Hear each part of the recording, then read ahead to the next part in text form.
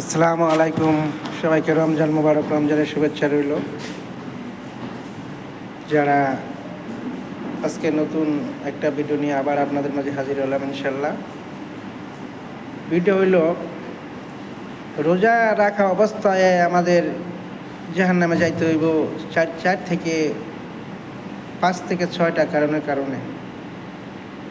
আজ মাগরিব নামাজের পরে এই হাদিসটা শুনলাম। এই মাগরিব নামাজের পরে আমাদের এই দেশে জামাত হয়, জামাতের মতো বয় আর কি, এই হাদিসে করলো আর কি। রোজা রাখা অবস্থায় আমাদেরকে জাহান্নামে যাইতে হইব 5 থেকে 6টা কারণে। কারণ 1 নম্বর কারণ হলো যে আমরা রোজা রাখা অবস্থায় আমরা ঠিকমতো নামাজ আদায় না, ফরজ নামাজগুলো আদায় করি না। ফরজ নামাজগুলো আদায় করার না কারণে ঠিকমতো আমাদের জাহান্নামে যাইতে হইব। আর ঠিকমতো আমরা নামাজের টাইমে আমরা বিভিন্ন কাজে বিরক্ত হয়ে যাই গিয়া, কেউ ফেসবুক দেখি, কেউ ইউটিউব দেখি, কেউ কিন্তু নামাজের টাইমটা আমরা তেমন একটা মূল্যায়ন করি না, বিভিন্ন কাজে লিপ্ত থাকে। তাই বাংলাদেশের মানুষ বা বিদেশের যেখানে থাকেন, বিদেশে বা বাংলাদেশে, আজান দিলে নামাজটা ইনশাআল্লাহ পড়ার চেষ্টা করবেন। আজান দেওয়া মাত্র ইনশাআল্লাহ নামাজটা পড়ে নেবেন। কি জাহান্নামে যাওয়ার 1 নম্বর কারণ হইল এইটা।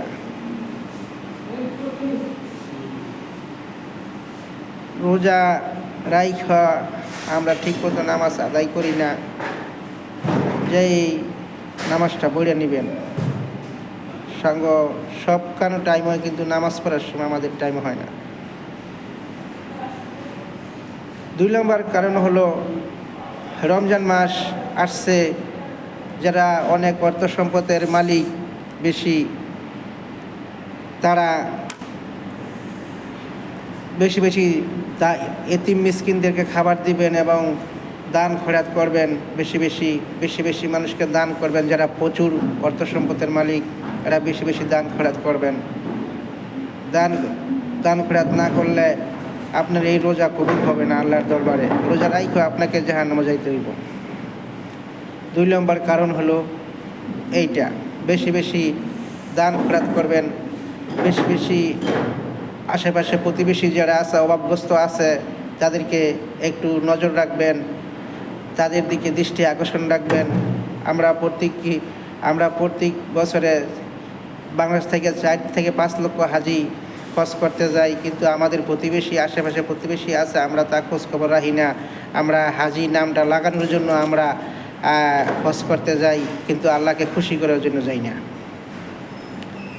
এটা হলো 2 নম্বর কারণ। প্রতিবেশী যারা আছে, আপনারা প্রতিবেশী বেতিম আশেপাশে মানুষ যারা আছে, তাদেরকে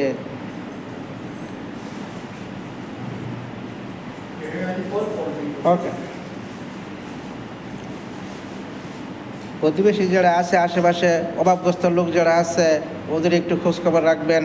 যারা অর্থশালী, সম্পদশালী, প্রভাবশালী ব্যক্তিরা যারা আছেন, যাদের সামর্থ্য আছে, কিন্তু আপনারা যদি ঠিকমতো এতিমদের খাবার না দেন, জাকাত হতে ঠিকমতো না দেন, আপনাদের রোজা রাইখা আপনাদেরকে জাহান্নামে যাইতে হইব।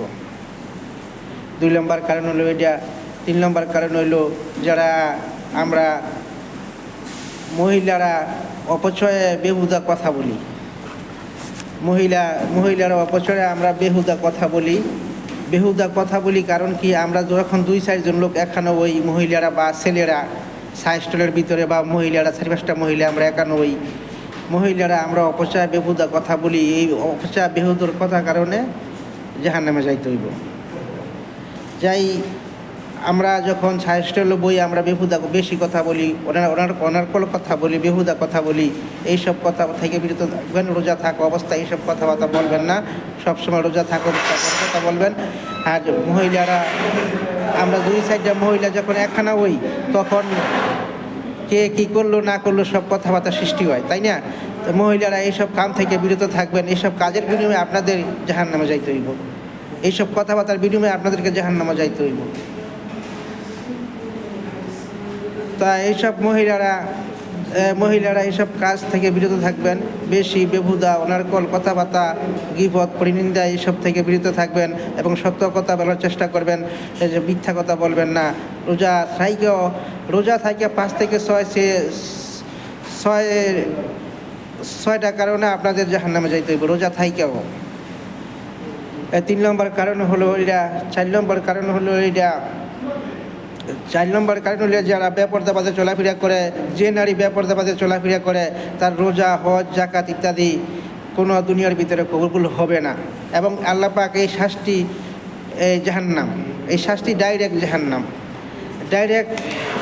যারা কোনো নারী যদি বেপরদাবাদে চলাফেরা করে, ওই শাস্তি তাদের ডাইরেক্ট জাহান্নাম। 5 নম্বর কারণ হলো যারা পরকালকে বিশ্বাস করে না, যারা পরকালকে মানে না, তারা ডাইরেক্ট জাহান্নামে যাইতে হইব। পরকালকে মানে না যারা, তারা ডাইরেক্ট জাহান্নামে যাইতে হইব। পরকালকে মানে না। রোজ কিয়ামতের দিন এমন এক সময় আপনার জীবনে আসবে, আপনার নিজের কোলের সন্তানও আপনাকে চিনবে না, আপনার সন্তানরা আপনারে চিনবে না।